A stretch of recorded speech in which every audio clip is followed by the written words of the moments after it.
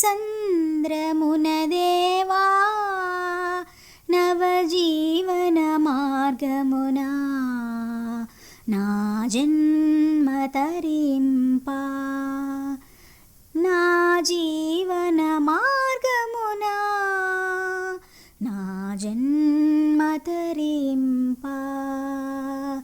దేవునికే మహిమ. నమస్కారం అండి. మనం తెలుగు వాడుక భాషలో బైబిల్ని చదువుకుంటున్నాం కదా. ఈరోజు మనం సంఖ్యాకాండం 19వ అధ్యాయాన్ని మనం చదువుకుంటున్నాం. సంఖ్యాకాండం 19వ అధ్యాయంలో ఎన్ని వచనాలు ఉన్నాయంటే, ఇక్కడ ఏమని రాసి ఉన్నదంటే 22 వచనాలు కనిపిస్తున్నాయండి. ఇది వాడుక భాషలో ఉండే బైబిల్ కనుక నేను దీన్ని డిజిటైజ్ చేద్దామని దీన్ని ఇలాగా చేస్తున్నాను. సో ఇది ఆడియో బైబిల్ అండి బేసికల్గా. కాబట్టి మనం ఏదైనా పని చేసుకుంటా కూడా బైబిల్ అసలు ఓవర్వ్యూ ఏంటి అనేది తెలుసుకోవచ్చు. బైబిల్ని ఉన్నట్టుగా నేను చదువుతున్నానండి. మీకు దీని మీద ఎక్స్ప్లెనేషన్ కావాలంటే చాలామంది దైవజనులు ఉన్నారు. వాళ్ళు చేస్తున్న వాళ్ళని మీరు ఫాలో అవ్వచ్చు. అలాగే ఎక్స్ప్లెనేషన్స్ మీకు మీరుగానే పరిశుద్ధాత్మకి మీరు లొంగి సబ్మిట్ చేసుకొని మీరు బైబిల్ని ముందుకు ఇంకా ఎక్స్ప్లోర్ అయ్యి చదువుకోవచ్చు. నేను ఓవర్వ్యూ అయితే ఈ విధంగా చదివి వినిపిస్తున్నాను. ఇది బేసికల్గా ఎవరికి బాగా యూజ్ అవుతుందంటే, బాగా బిజీ ఉండి చదువుకోవాలి, అసలు ఒకసారి బైబిల్ చదవాలి అనుకున్నవారు చక్కగా ఏదైనా పని చేసుకుంటే ఇది రోజు వింటా దేవుని మననం చేసుకోవచ్చు. అలాగే కళ్ళు కనిపించలేని వారి కళ్ళద్దాలు ఉంటే కానీ చూడలేని వారు, చదవలేని వారు కూడా ఇది ఈజీ ఉంటుంది. అలాగే కొంతమంది చదవలేరు, వినగలరు, తెలుగు రాదు, తెలుగు చదవటం రాదు, అలాంటి వారికి ఈజీ ఉంటుంది. వాడుక భాష కాబట్టి చదివే భాష లేదు, మాట్లాడే భాషలో ఉంది బైబిల్, ట్రాన్స్లేట్ చేశారు. అలాంటి బైబిల్ దొరికింది కాబట్టి అర్థమవుతుందని నేను ఈ విధంగా చేస్తున్నాను.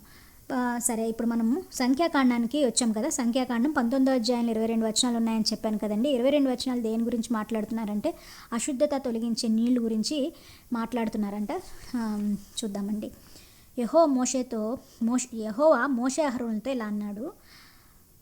యెహోవా ఆజ్ఞాపించిన ధర్మశాస్త్ర శాసనం ఇది. ఇజ్రాయెల్ ప్రజలు ఎర్రని ఆవు పెయ్యను మీ దగ్గరకు తేవాలని వారితో చెప్పు. అది లోపము మచ్చ లేనిదై ఎప్పుడూ కాడి కిందకి రానిదై ఉండాలి. మీరు దానిని యాజీ అయిన ఎలియాజరుకు అప్పగించాలి. ఒకడు దానిని శిబిరం వెలుపలికి తోలుకొని పోయి ఎలియాజరు ఎదుట దానిని వధించాలి. ఎలియాజరు యాజీ దాని రక్తంలో కొంత వ్రేలితో తీసి సన్నిధి గుడారం వైపు ఆ రక్తం 7 సార్లు చిలకరించాలి.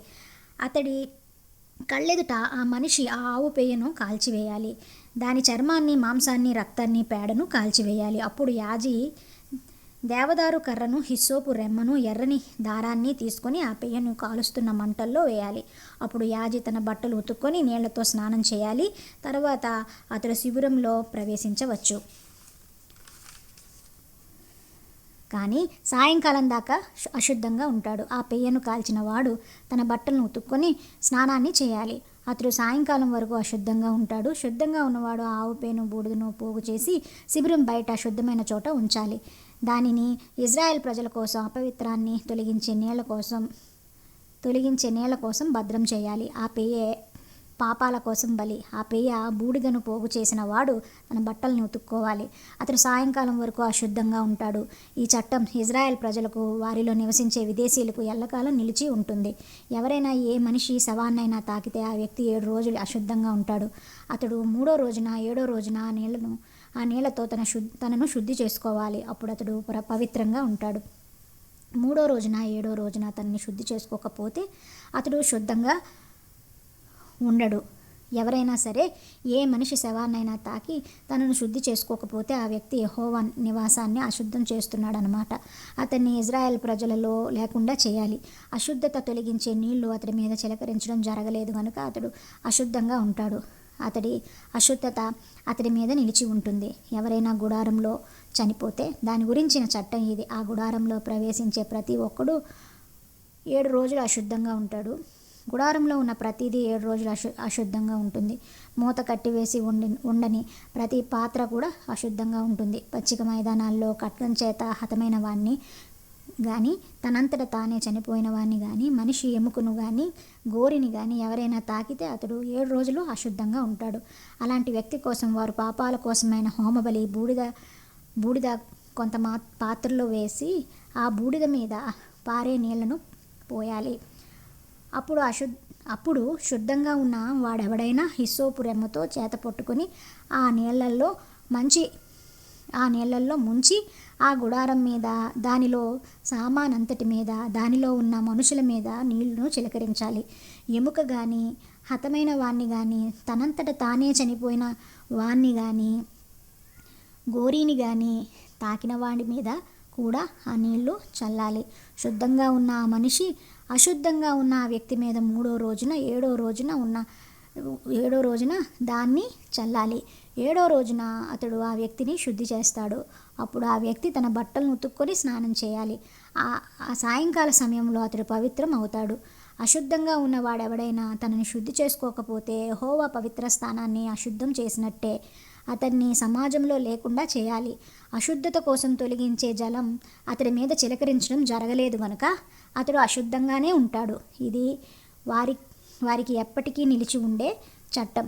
అశుద్ధతను తొలగించే నీళ్లు చిలకరించేవాడు తన బట్టలను ఉతుక్కోవాలి. ఆ జలం తాకినవాడు సాయంకాలం వరకు అశుద్ధంగా ఉంటాడు. అశుద్ధంగా ఉన్నవాడు తాకిన ప్రతీదీ అశుద్ధమవుతుంది. అతన్ని తాకినవాడెవడైనా సాయంకాలం వరకు అశుద్ధంగా ఉంటాడు. ఇది 19వ అధ్యాయం సారాంశం అండి.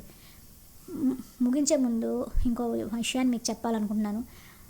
పాత నిబంధన నుంచి, ఆదికాండం నుంచి కొత్త నిబంధన అంటే లాస్ట్ ప్రకటన వరకు మనకి క్రీస్తే కనిపిస్తారండి. ఏ వచనంలో చూసుకున్నా, ఏ అధ్యాయంలో చూసుకున్నా క్రీస్తు మనకి కనిపిస్తారు.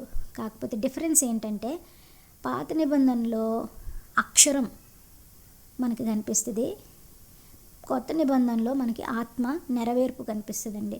సో మీరు ఇప్పుడు ఏ వాక్యాలు చదివినా ఇది దానికి రూల్కి ఆత్మ ఏ విధంగా క్రీస్తు దాన్ని పరిపూర్ణం చేశారో మనం చూస్తామండి. కాబట్టి అంత వెల్ కనెక్టెడ్గా ఉంటుంది. ఆ విధంగానే మీరు అర్థం చేసుకోవడానికి ట్రై చేయండి. ఓకే, సో 20వ అధ్యాయాన్ని మనం నెక్స్ట్ ఎపిసోడ్లో చూద్దాం. దేవునికి మహిమ.